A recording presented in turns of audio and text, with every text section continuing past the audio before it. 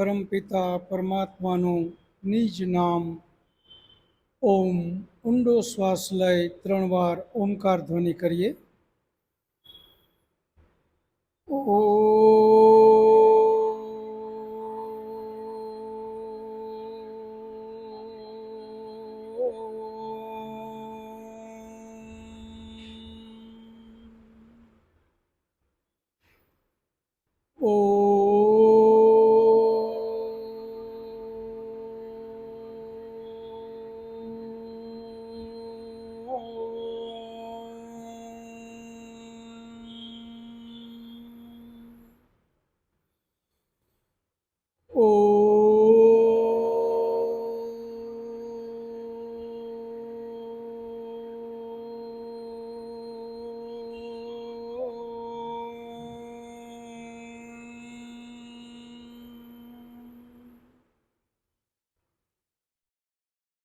ઓમ વિશ્વાનિ દેવ સવિતર્દુરિતાનિ પરાશુવ યત ભદ્રમ તન્ન આશુવ. હે પરમ કૃપાળુ પરમાત્મા, હે દયાળુ, તું એવી કૃપા કર મારી અંદર રહેલા દુર્ગુણ દુર્વ્યસન એ બધા જ મારાથી કોષો દૂર થઈ જાય અને જેનાથી મારું કલ્યાણ થાય, જેનાથી મારી આત્મિક ઉન્નતિ થાય એવા સદ્ગુણોથી તું મને ભરી દે. સૃષ્ટિ સંવત 1,96,53,126 વર્ષ, વિક્રમ સંવત 2082, ફાગણ વદ સાતમ, દિનાંક 10/3/2026, મંગળવાર. વૈદિક મહાસભા દ્વારા વિઝન સ્કૂલમાં આ 15મી કક્ષામાં આપ સૌ ભાઈઓ તથા બહેનોનું હાર્દિક સ્વાગત છે. આજે આપણે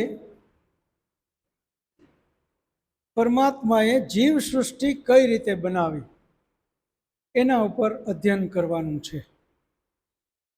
આપણે બધા ક્યારેક ક્યારેક વાત પણ કરતા હોઈએ કે પહેલા બી કે પહેલા વૃક્ષ, પહેલા ઈંડું કે પહેલા કબૂતર. આના ઉપર આપણે ઘણી વખત વાત કરતા હોઈએ છીએ. આજે તમારો જવાબ આપવો જોઈએ, પહેલા ઈંડું કે પહેલા કબૂતર, અથવા તો પહેલા બી કે પહેલા વૃક્ષ. આપણે કોને પહેલા કહેશું? પહેલા શું? પહેલા વૃક્ષ. બી વગર વૃક્ષ ક્યાંથી આવ્યું?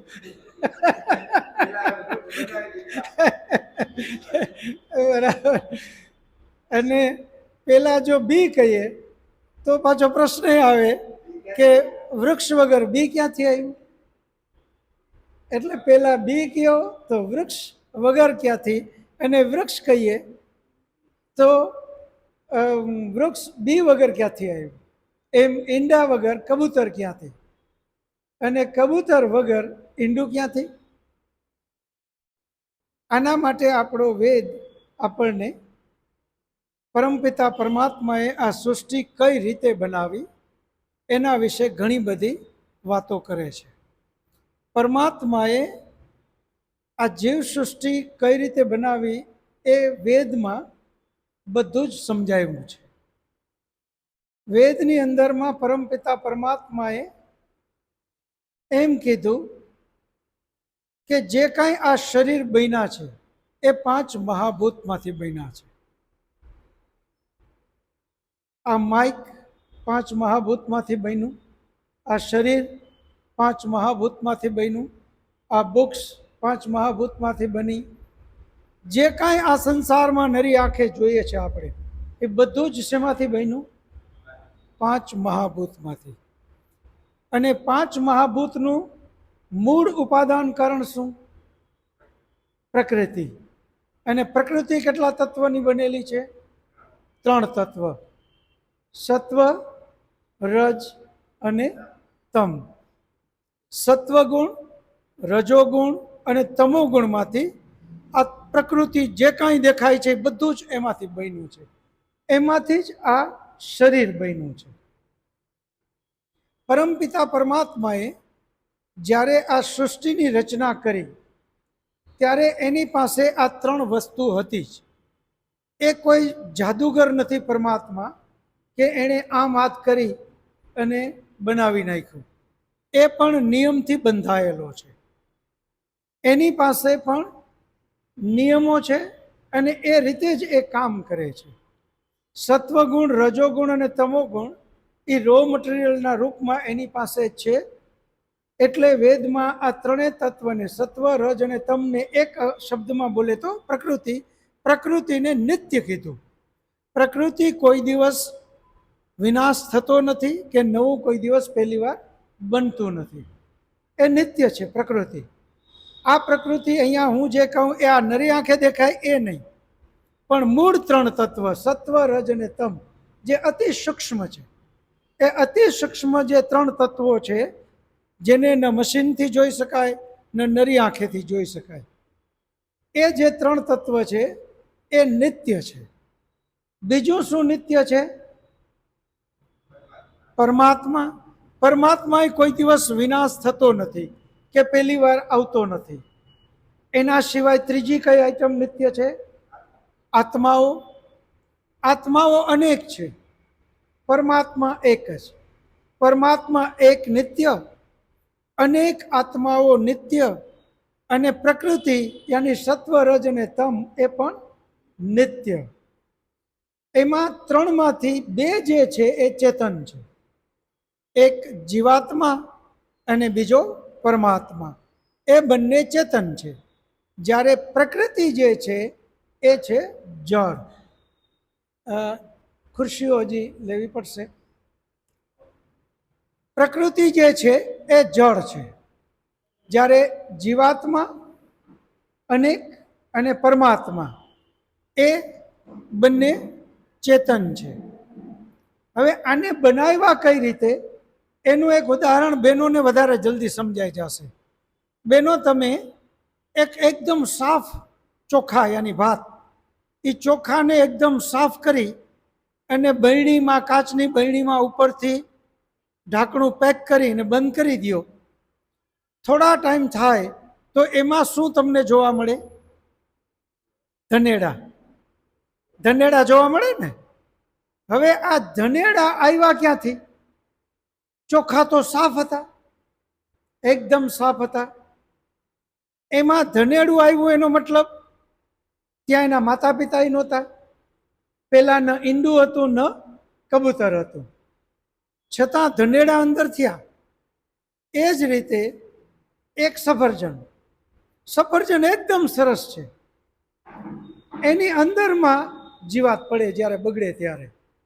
તો એ અંદર જીવાત ક્યાંથી આવી? ત્યાં એના માતા પિતા નથી, નથી ઈંડું કે નથી કબૂતર, છતાં એમાં જીવાત પડે. એનો અર્થ એ થાય કે પ્રકૃતિમાંથી આ શરીર બન્યું છે.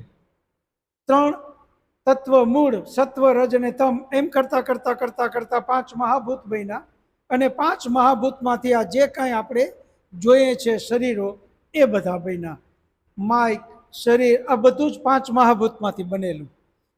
તો શરીર બનવા માટે જરૂરી વસ્તુ કઈ છે? 5 મહાભૂતની. અને 5 મહાભૂતમાંથી જ શરીર બને છે.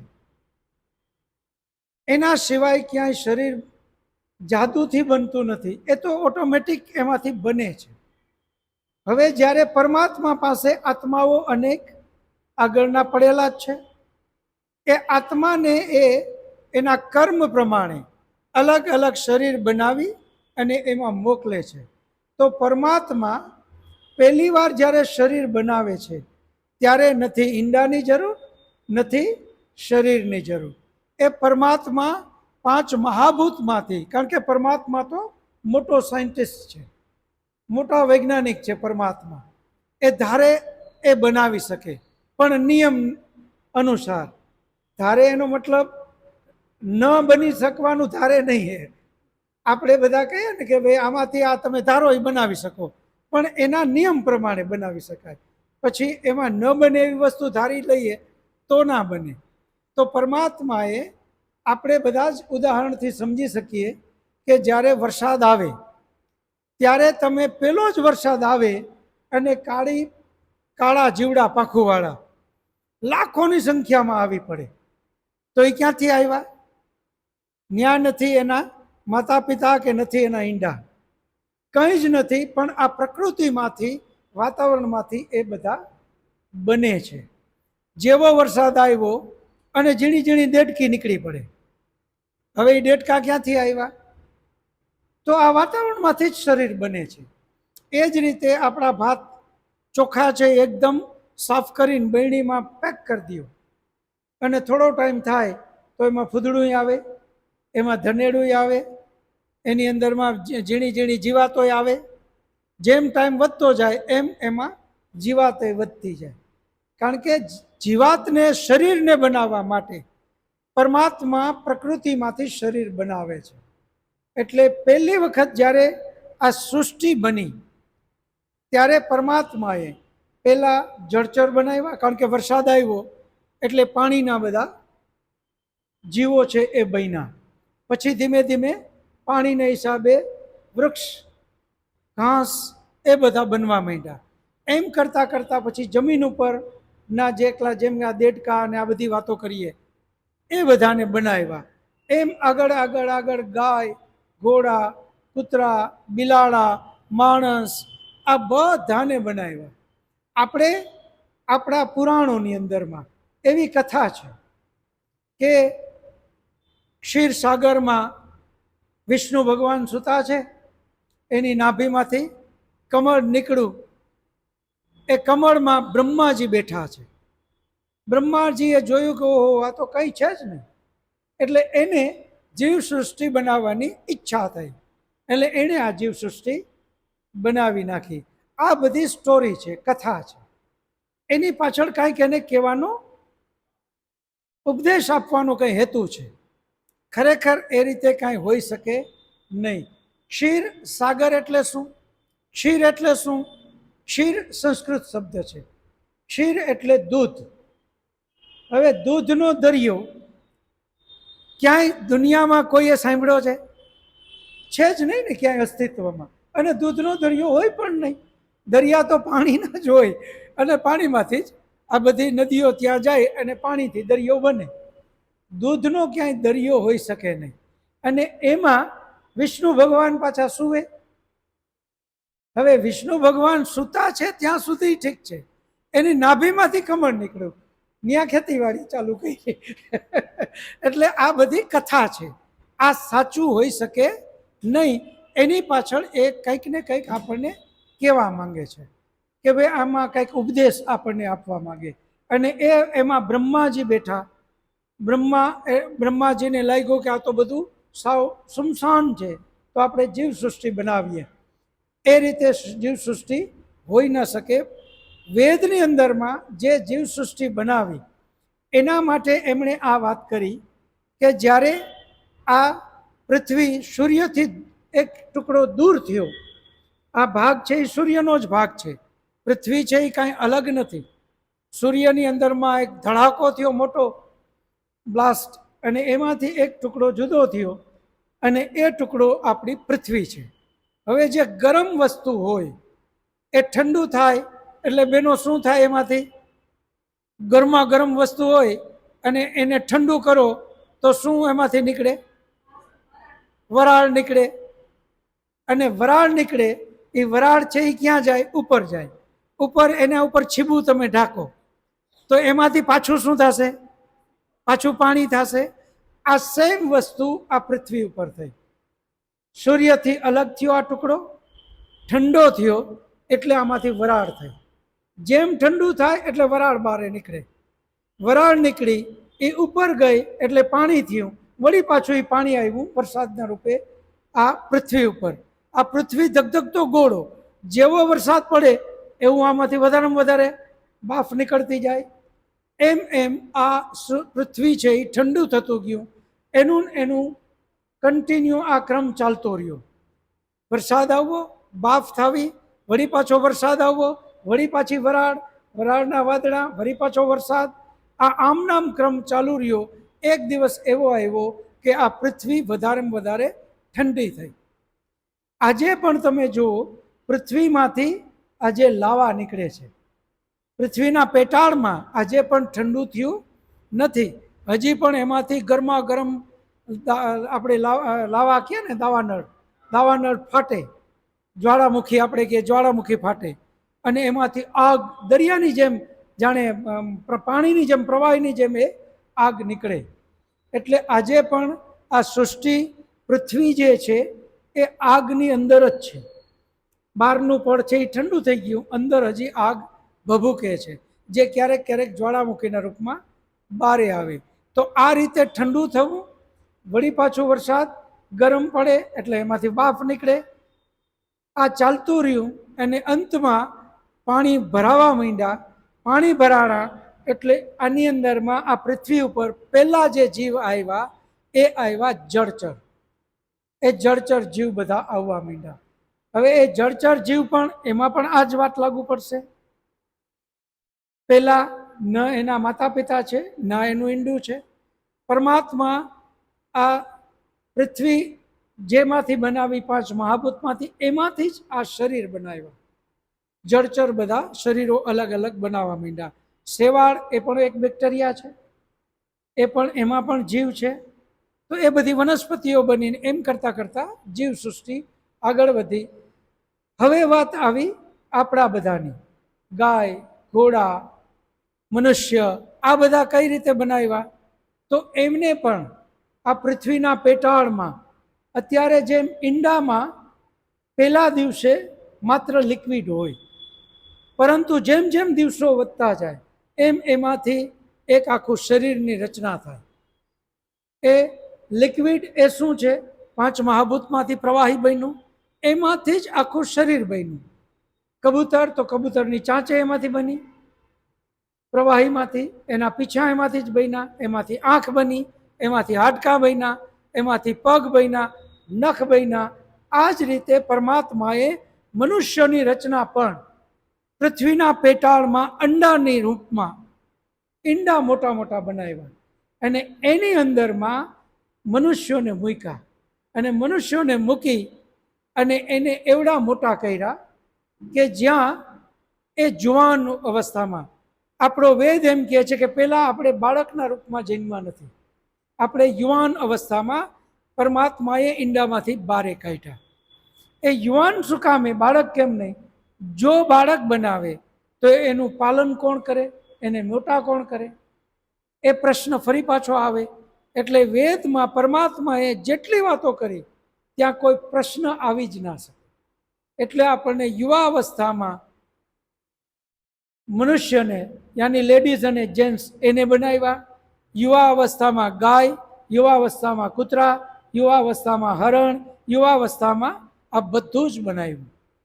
તો હવે પેલો પ્રશ્ન અહીંયા એ આવશે કે અમુકને ગાય બનાવી, અમુકને કૂતરા બનાવ્યા, અમુકને મનુષ્ય બનાવ્યા, અમુકને હરણ બનાવ્યા. આવું કેમ? એનું કારણ શું? બહુ સરસ. હંસરાજભાઈ માટે તાળીઓ પાડો. બહુ જ સરસ એમનો જવાબ. હંસરાજભાઈએ જેમ વાત કરી એનું એક ઉદાહરણ એ રીતે કે આ અત્યારે જ, આ ક્ષણે આ પૃથ્વી ઉપર બધા જ છે. મનુષ્યો, ગાય, ઘોડા, કૂતરા, બિલાડા, જળચર, થડચર, પક્ષી, કીટ, પતંગ, આ બધું જ છે ને. હવે અત્યારે જ આ ક્ષણે આ પૃથ્વીનો પ્રલય થાય તો બધા જ આત્માઓ ક્યાં જશે? ગાયના જેટલા આત્માઓ છે પરમાત્મા પાસે, ઘોડાના બધા જ આત્માઓ પરમાત્મા પાસે, મનુષ્યોના બધા જ આત્માઓ પરમાત્મા પાસે. એમ દરેકે દરેક જીવ, એ બધાનો પ્રલયનો મતલબ તો બધા શરીર છોડીને ભાગવાનું. અને ધીમે ધીમે આ બધું જ, સૂર્યનો નાશ થાય, પૃથ્વીનો નાશ થાય, એનું નામ જ પ્રલય. તો હવે ત્યાં સૃષ્ટિ કાંઈ રહી શકશે નહીં. ન જળચર રહી શકે, જ્યાં માછલા કયો, મગર કયો કે કંઈ પણ, એ પણ બધા જ ખતમ થઈ જાય. સૂર્ય ને એ જ બધા ખતમ થાય તો જીવ તો ક્યાં રહી શકવાના? આ બધા જ પરમાત્મા પાસે વયા ગયા.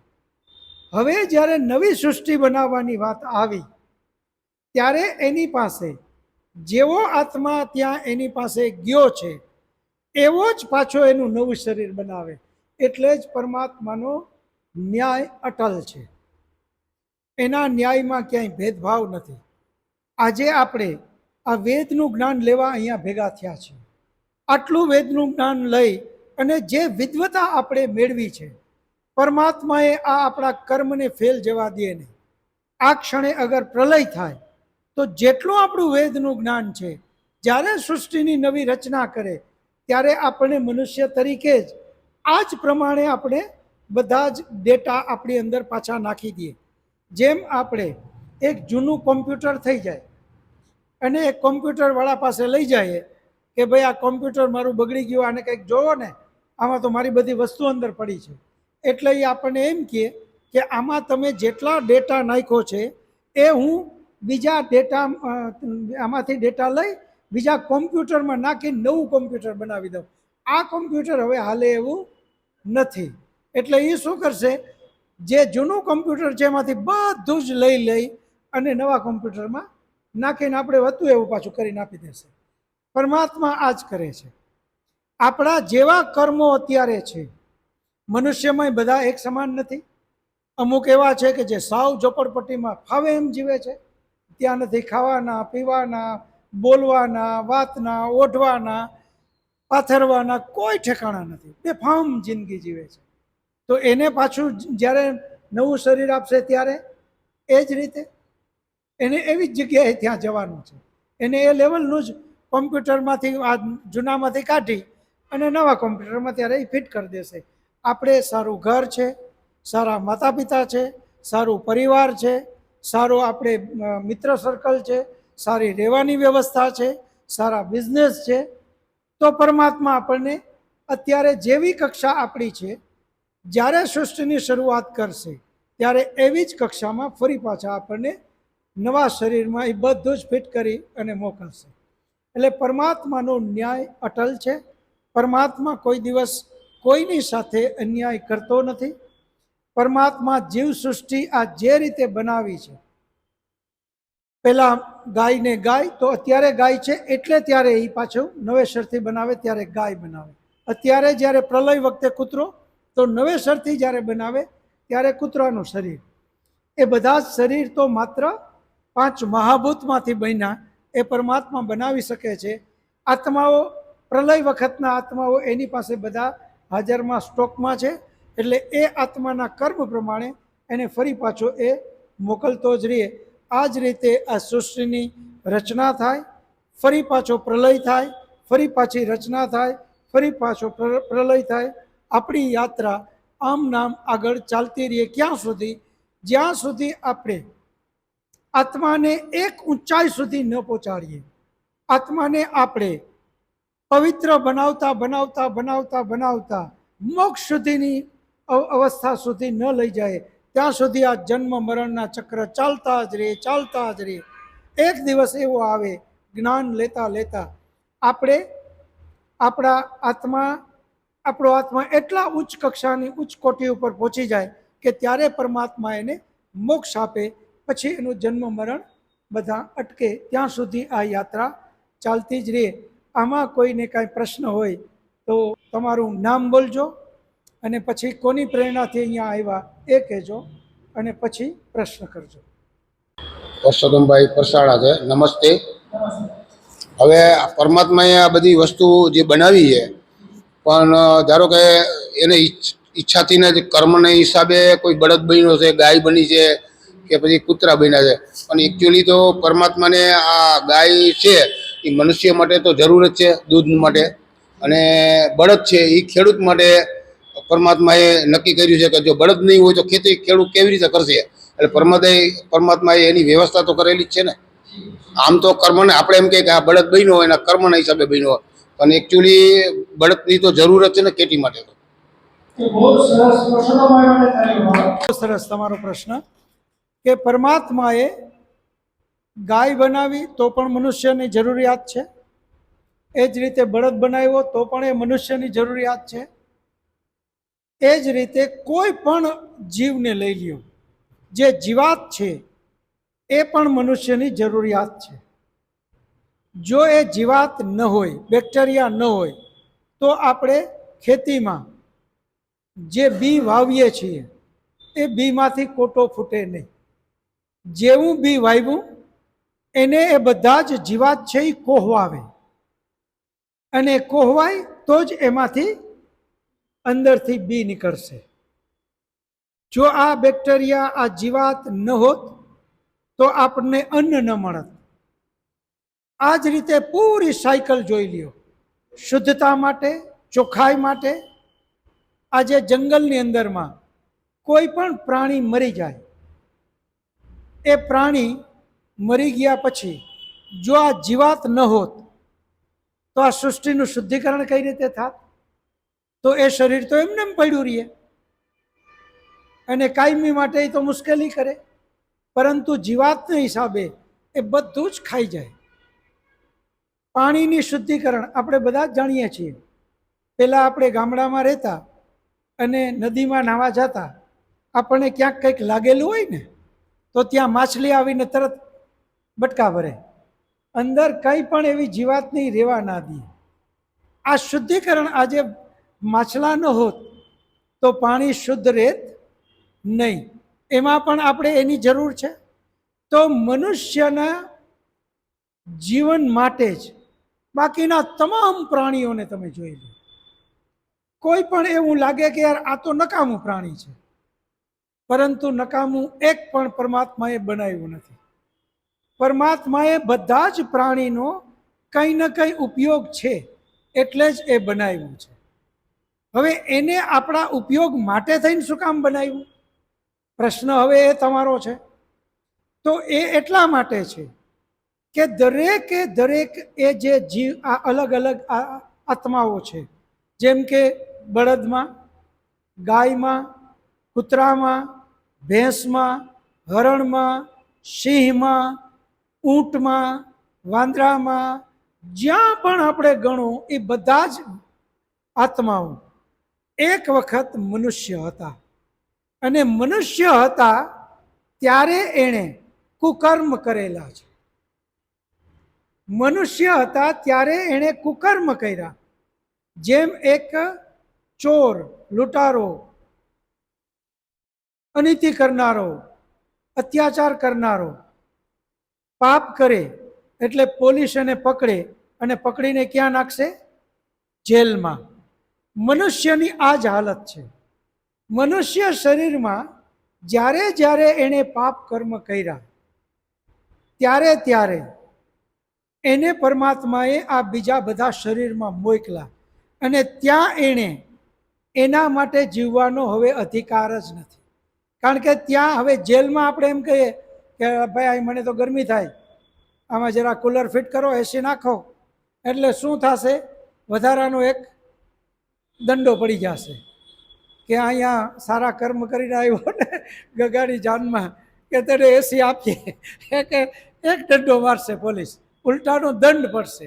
આ સેમ વસ્તુ ત્યાં છે.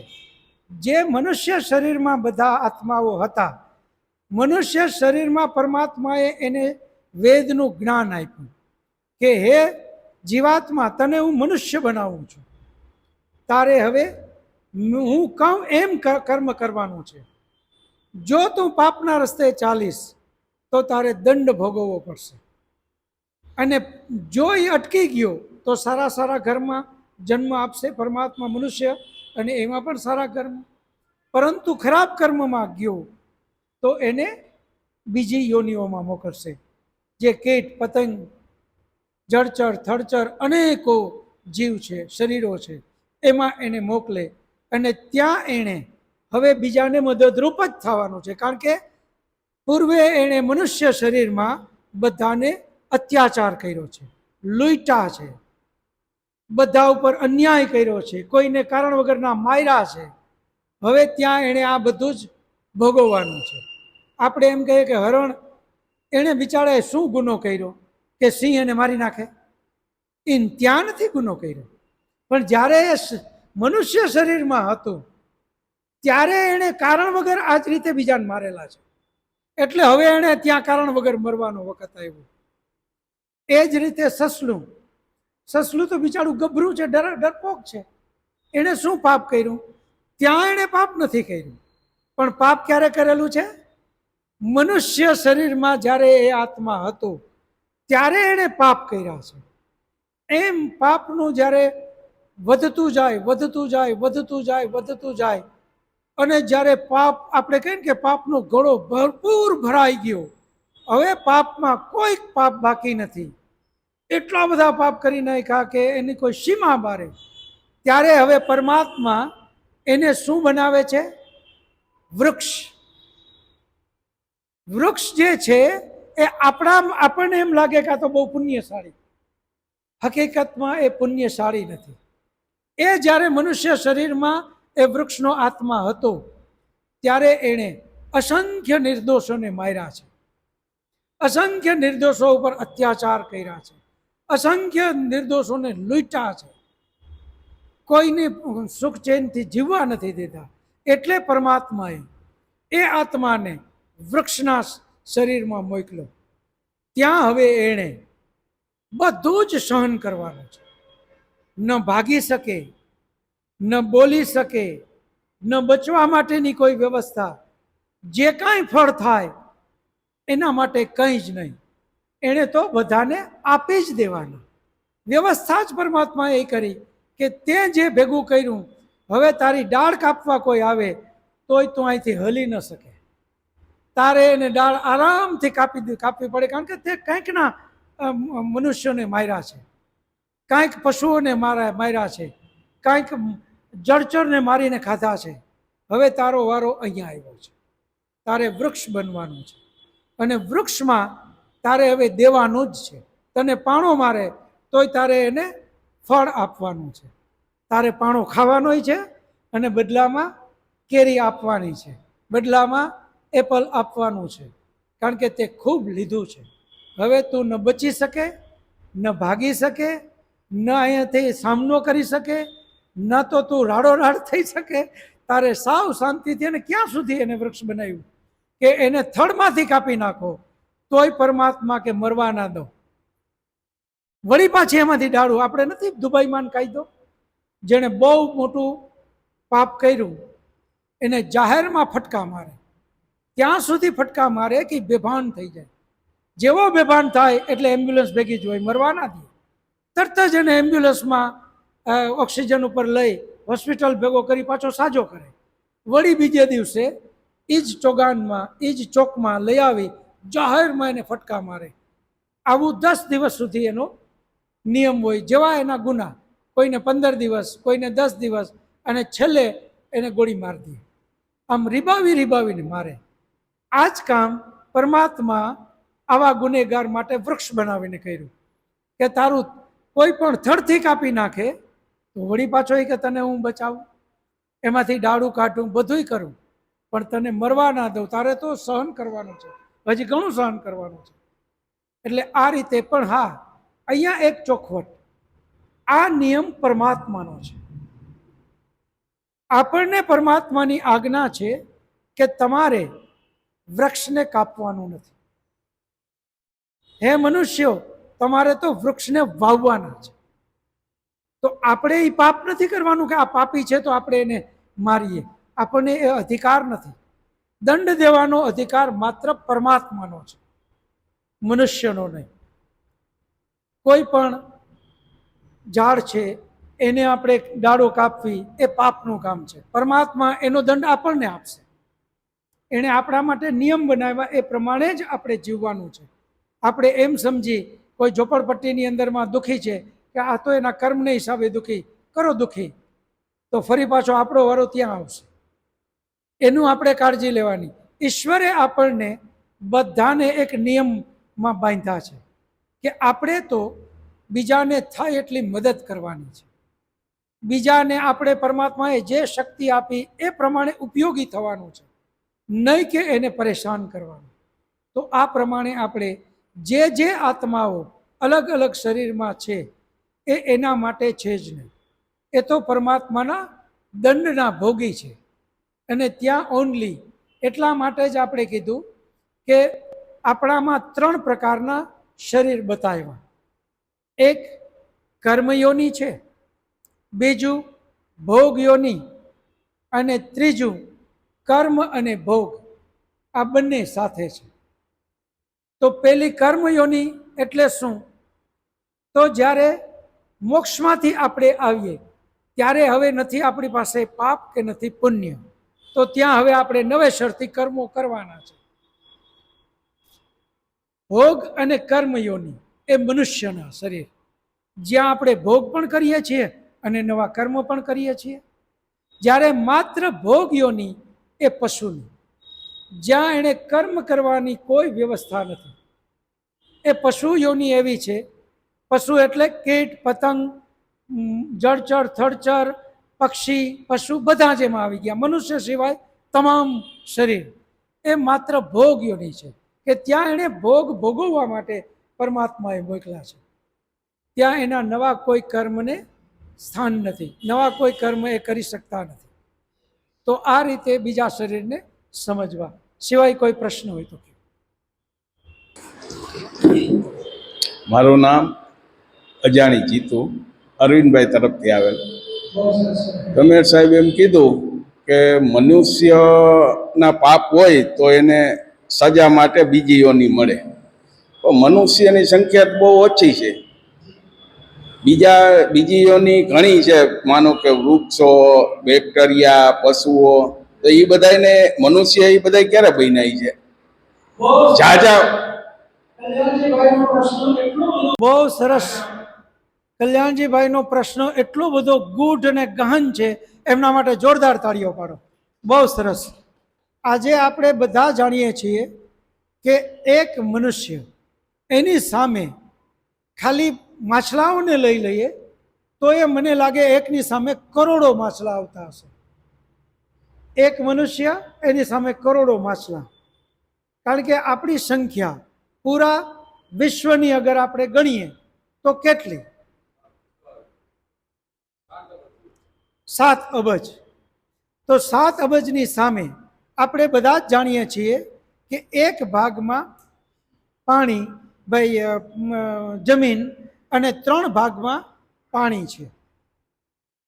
3 ભાગમાં જ્યાં પાણી છે અને 1 ભાગમાં જમીન, તો જમીનમાં પણ આપણે વિચાર કરો કે મનુષ્યો, રાજકોટને છોડો એટલે ગામ પાછું કેટલું ખાલી આવશે, વળી પાછું એ ગામ વયું જાય એટલે વળી પાછું કેટલું ખાલી જગ્યાઓ આવશે.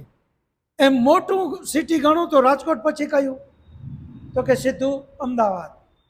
તો વચ્ચે તો નાના નાના ગામ છે, અને એક ગામની વચ્ચે પાછા કિલોમીટરોના એરિયા. તો ખાલી તો અહીંયા ઘણું બધું. જ્યારે દરિયાની અંદરમાં 3 ભાગમાં પાણી, અને એમાં એક પણ જગ્યાએ માછલું ન હોય એવું ક્યાંય ખાલી નથી. માછલાથી ખીચો ખીચ દરિયો ભરેલો છે, મનુષ્યથી ખીચો ખીચ ધરતી નથી.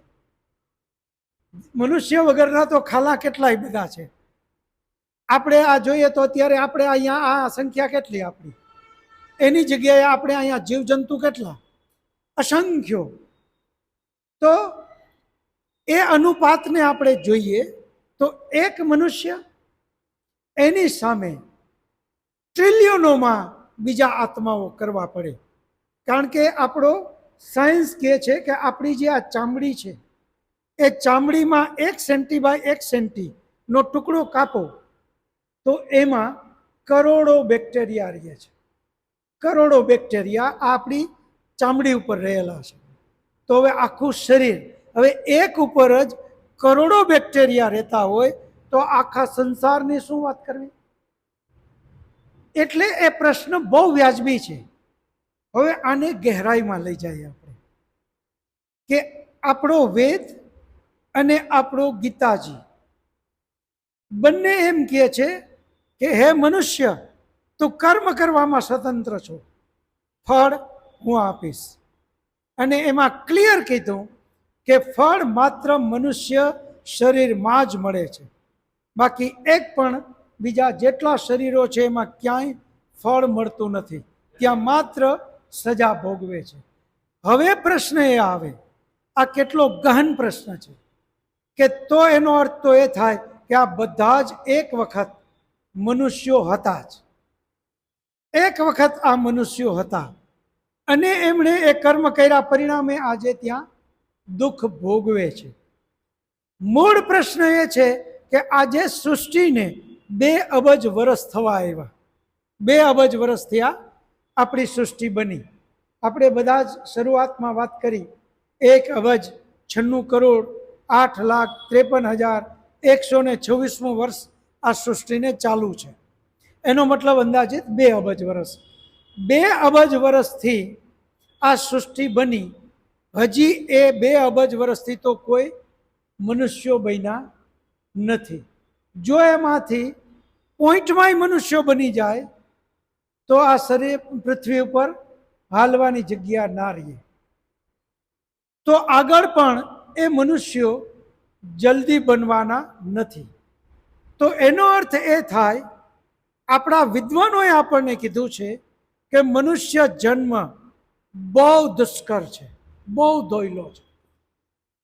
અનેકો જન્મોની યાતનાઓ ભોગવા પછી મનુષ્ય જન્મ મળે છે. આપણે પણ એ યાત્રા કરીને આવ્યા છીએ. આ બધી જ આપણો વારો મનુષ્યનો હવે આવ્યો છે. એટલે આપણે આ નક્કી સમજવું કે આપણે કંઈક અસંખ્ય જીવોના મદદથી આપણે અત્યારે જીવીએ છીએ. આજે એ બધા જ આપણને મદદ કરે છે.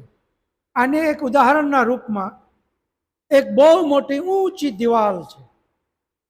એ દિવાલમાં આ બાજુ કરોડો માણસો છે. એને પેલી બાજુ જોવું છે કે પેલી બાજુ શું છે. હવે એમની પાસે બીજી કોઈ સાધન નથી, તો એ લોકોએ કરોડો માણસો છે એને નક્કી કર્યું કે આપણે થોડાક બધા નીચે ઊભીએ, આપણી ઉપર બીજા, એની ઉપર બીજા, એમ કરતા કરતા કરતા કરતા કરતા ઉપર થાય. છેલ્લે એક માણસ રીએ ત્યાં ચડી જશે અને ત્યાંથી જોઈ શકશે. એને 5 મિનિટ ઓલી બાજુ જોવાનું. એને લાગે કે અરે વાહ, અહીંયા તો બહુ સારું છે, આનંદ. એ 5 મિનિટ જોઈ હવે એને પાછા બધાને ખભા દેવાના છે. કરોડો માણસો છે. 5 મિનિટ જોઈ અને કરોડો મિનિટ એને સેવા કરવાની છે. આ જ ક્રમ અહીંયા વિદ્વાનોએ આપણા માટે કર્યો. આ મનુષ્ય જન્મ આપણે કહીએ કે 84 લાખ યોનિઓમાંથી પસાર થઈને આ કદાચ આ ફિગરે આપણને સમજાવવા માટે કીધો, પરંતુ આ એ ટૂંકો છે.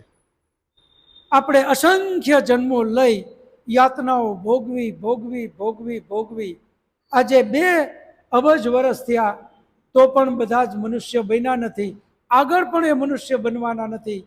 આટલા શરીરમાં એ વારો બિલિયન્સ ઓફ યર્સ પછી એનો વારો આવશે મનુષ્ય બનવાનો. એ વખતે મનુષ્ય બને એટલા માટે આપણે એ બધા જ જીવને જોઈ એટલું મગજમાં નક્કી રાખવું કે જો આપણે આ મનુષ્ય જન્મ મળ્યો છે, આને જો વ્યર્થ આપણે જવા દીધું તો ફરી પાછો એ જ વારો આવશે આપણો એ પશુમાં, એ બધા શરીરમાં, અને ત્યાંથી ફરી પાછા મનુષ્ય બનવાનો તો વખત આવવા માટે અબજો વર્ષ આપણે યાતનાઓ ભોગવવાની છે. અને એ ભોગવે જ છે, આપણી નજર સામે છે. અને નંબર 2, એ મનુષ્ય હતા જ એમ શું કામે આપણે કહી શકીએ? કારણ કે પરમપિતા પરમાત્મા ન્યાયકારી છે. પરમાત્મા કોઈ દિવસ કારણ વગર કોઈને એવો જન્મ આપે નહીં. પરમાત્મા અન્યાયકારી નથી.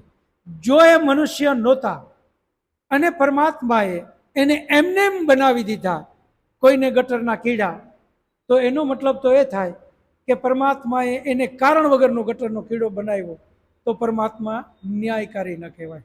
પરમાત્મા ન્યાયકારી ત્યારે જ ગણાય કે એના કર્મ પ્રમાણે એને ફળ આપે, તો જ એ ન્યાયકારી. અને કર્મ પ્રમાણે ફળ ક્યારે થશે? એ માત્ર મનુષ્ય શરીરમાં. કારણ કે ત્યાં તો એને કાંઈ કર્મ કરવાનું જ નથી. બીજું એને તો જે સોંપ્યું એ કર્મ કરતો રહેશે. જે બાકીના શરીર છે ત્યાં એને માત્ર સજા ભોગવવાની છે. તો પરમાત્મા ન્યાયકારી છે. પરમાત્મા એના કર્મ પ્રમાણે જ ફળ આપે છે. ગીતામાં પણ કૃષ્ણએ કીધું કે હે જીવાત્મા, હે મનુષ્ય, તું કર્મ કરવામાં સ્વતંત્ર છો, પણ ફળ હું આપીશ.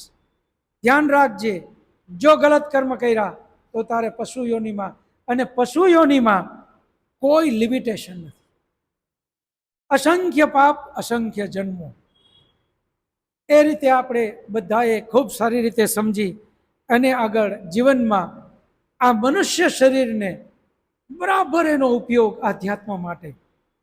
પરમાત્માએ કીધું છે કે હે મનુષ્ય, તને મનુષ્ય જ એટલે બનાવ્યો કે તું ધર્મમાં ખૂબ આગળ વધ, તું આ બધાથી કર્મના સિદ્ધાંતોને જાણ અને એનું ચિંતન કર. આજે કદાચ એવું બને કે આ જવાબ તરત જ આપણા મગજમાં નહીં બેસે. આનું અધ્યયન કરીએ, આનું ચિંતન કરીએ, સૂતા પહેલાં આંખ બંધ કરી પરમાત્મા સામે બેસી અને આનો વિચાર કરીએ કે હે પરમાત્મા, તે આને કીડી શું કામ બનાવ્યું? હે પરમાત્મા, તે આને માછલી શું કામ બનાવી?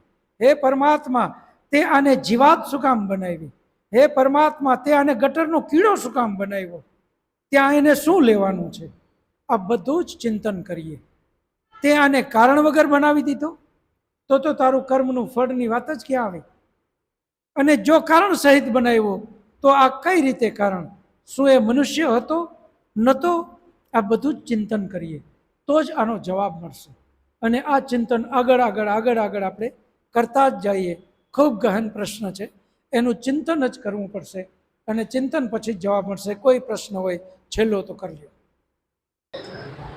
મારું નામ મંગે લક્ષ્મણીબેન છે. મારો પ્રશ્ન હમણાં જ મને મળ્યો કે અત્યારે આપણે કીધું કે મનુષ્ય જન્મ હોય એના પછી કરેલા કર્મો પ્રમાણે આપણે પશુ જીવજંતુ જેવું આપણે જન્મ મળે છે. તો પશુ જીવજંતુ જેવું જન્મ મળે છે, પણ એમાંથી આપણે પાછું મનુષ્ય એ લોકોને મળે અવતાર કે નહીં? કેમ કે એ લોકો પાસે મનુષ્ય જેવી વિશેષ બુદ્ધિ તો નથી, તો એ લોકો સારા કર્મ કરીને આગળ મનુષ્ય થઈ શકે. બીજી વાર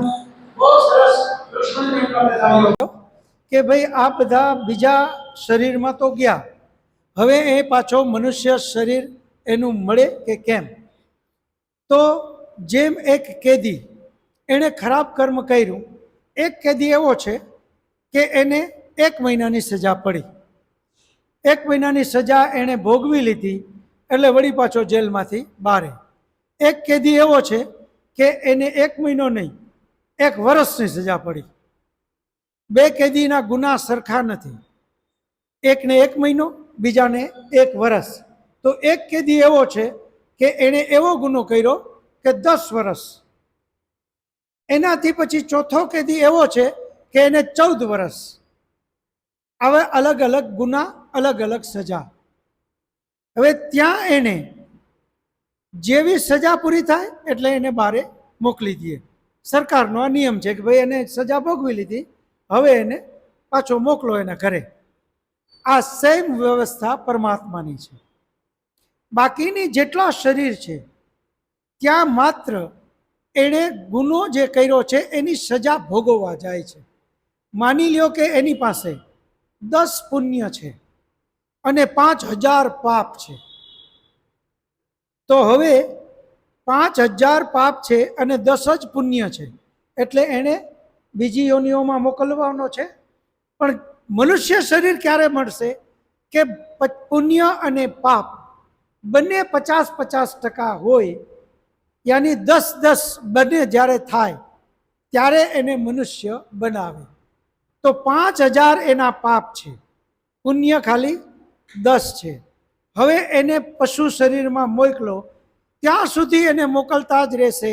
સજા ભોગવી કૂતરામાં એટલે એટલા પાપ ઓછા, સિંહમાં એટલા પાપ ઓછા, હરણમાં એટલા પાપ ઓછા, ગાયમાં એટલા પાપ ઓછા, કૂતરામાં એટલા પાપ ઓછા.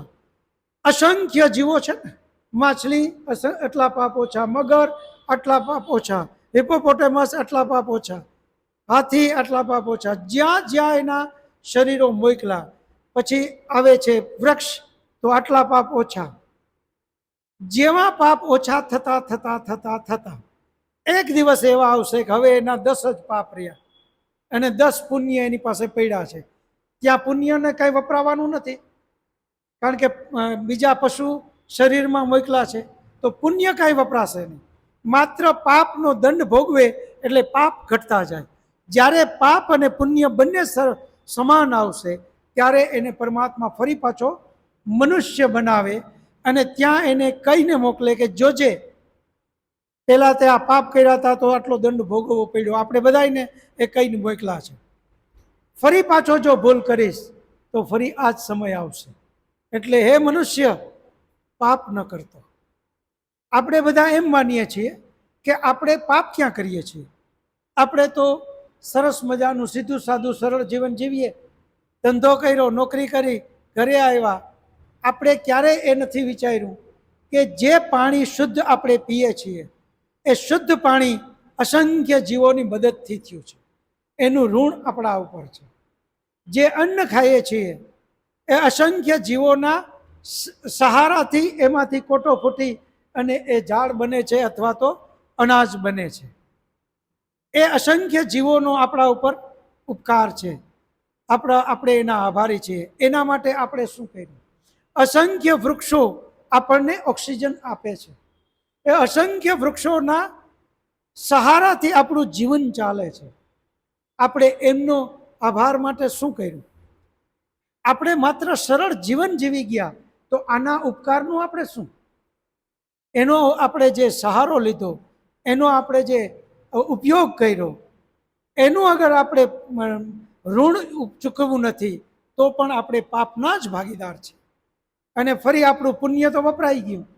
પાપ વધારાના આપણે કરી લીધા. શ્વાસમાંથી, અન્નમાંથી, જલમાંથી, ફેક્ટરીઓ ચલાવીને, આ રસોઈ કરીને, આ બધું જ કરીએ છીએ. તો એ પણ આપણે યાદ રાખવું કે આપણે આના માટે બધામાંથી પાપમાંથી છૂટવાનું છે. અને બધાના જેનો ઉપયોગ આપણે લઈએ છીએ એ બધાનો બદલો આપણે ચૂકવવાનો છે. એ રીતે આપણે બધું જીવન જીવશું તો આપણને ફરી પાછો વાંધો નહીં આવે. નહીતર તો ફરી પાછે આપણે રેડી જ રહેવાનું છે. પરમાત્મા ન્યાયકારી છે.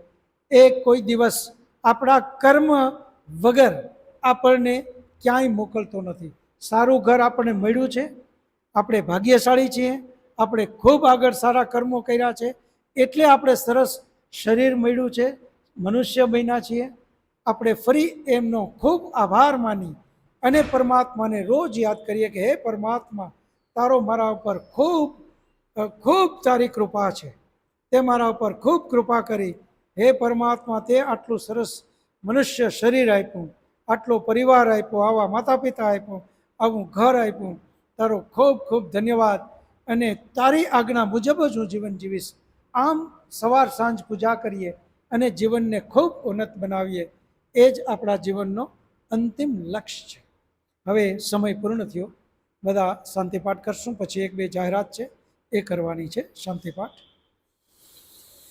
ઓમ ધ્યો શાંતિ અંતરિક્ષમ શાંતિ પૃથ્વી શાંતિ રાપ શાંતિરૌષધય શાંતિ વનસ્પતય શાંતિર્વિશ્વે દેવા શાંતિર્બ્રહ્મ શાંતિ સર્વં શાંતિ શાંતિરેવ શાંતિ સામા શાંતિરેધિ. ઓમ શાંતિ શાંતિ શાંતિ. સર્વેભ્યો નમઃ. સબકો સાદર નમસ્તે જી. બે હાથ જોડી એકબીજાને નમસ્તે કરી લેશું. નમસ્તે નમસ્તે.